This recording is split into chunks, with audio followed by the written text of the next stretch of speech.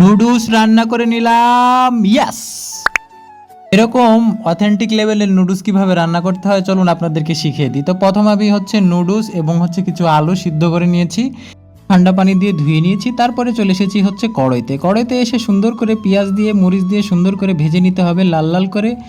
আবার যদি চুলার আঁচটা একটু বেশি করে দেন তাহলে কিন্তু ফস করে পুড়ে যাবে পেঁয়াজ এবং মরিচ, তাই জন্য অল্প আঁচে সুন্দর করে ভেজে নিতে হবে। এরপরে আমরা দিয়ে দিব 10 টাকা দামের ঘোড়ার ডিম। এই ডিমটা আপনারা যেখানে সেখানে পাবেন না, শুধু আমার বাসার নিচেই এই ডিমটা পাওয়া যায়।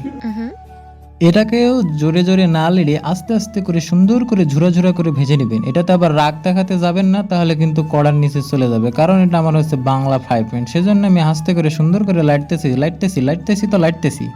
আর রান্না শেখার আগে কিন্তু আপনাকে সুন্দর করে লাড়া শিখতে হবে। যদি লাইটতে না পারেন তাহলে কিন্তু আপনার রান্নাটা টেস্ট হবে না, তাই বেশি করে সুন্দর করে আগে লাড়ালাড়ি শিখে নেবেন। এরপরে আমি একটু লবণ দিয়ে দিলাম, একটু হলুদ দিলাম যাতে সুন্দর করে কালার আসে।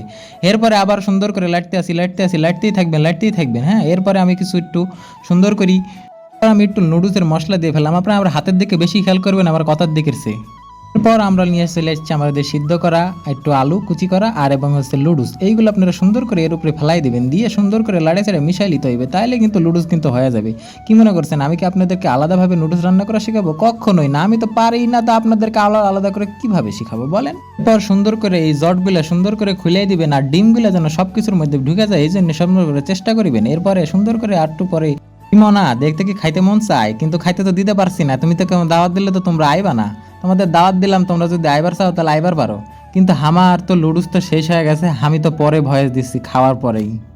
তোমরা যদি খাবার চাও তাহলে নিচের থেকে আসার সময়, আমার বাসার উপরে আসার সময় সুন্দর করে একটা নুডলস আর একটা ডিম লে চলে আসবে। বাকিগুলো আমি দিয়ে দেবো, সমস্যা নেই। তেলও আছে, লবণ আছে, ঝালও আছে, সমস্যা নেই। এরপরে সুন্দর করে দেখুন কি সুন্দর করে মিক্স করে নিচ্ছি, আর কি সুন্দর একটা কালার আসছে না কন? লাস্ট কথা কই, আমার পোস্টে আইসে আপনারা খালি ভেরি নাইস লিখে যান। আমি ফটো পোস্ট করি না টেক্সট পোস্ট করি, সেটা তো দেখেন না। সবাই ভালো থাকবেন, আল্লাহ হাফেজ।